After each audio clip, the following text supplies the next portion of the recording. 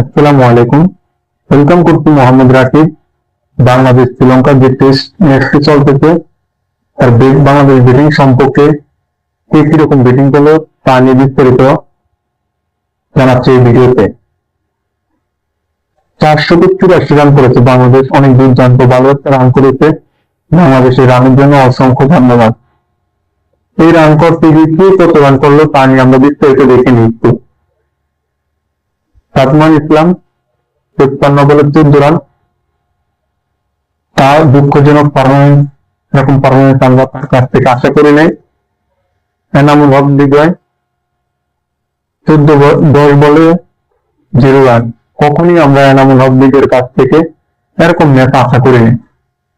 দুঃখজনক, হতাশাজনক একটা আমাদের টিমের উপর দিয়েছে এনামুল হক।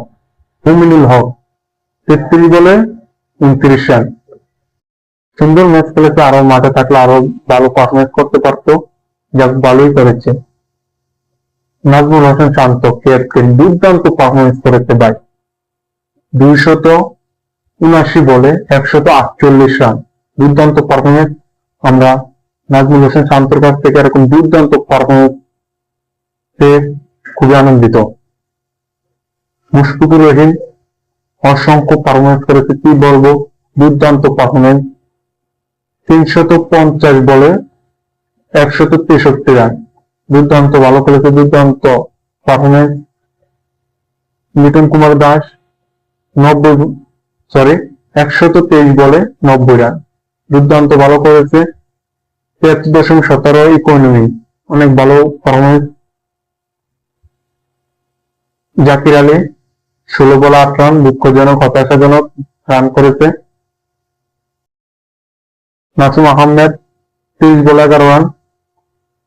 তাইজুল ইসলাম 7 বলে 6 রান। হাসান মাহমুদ 2 বলে 0 রান,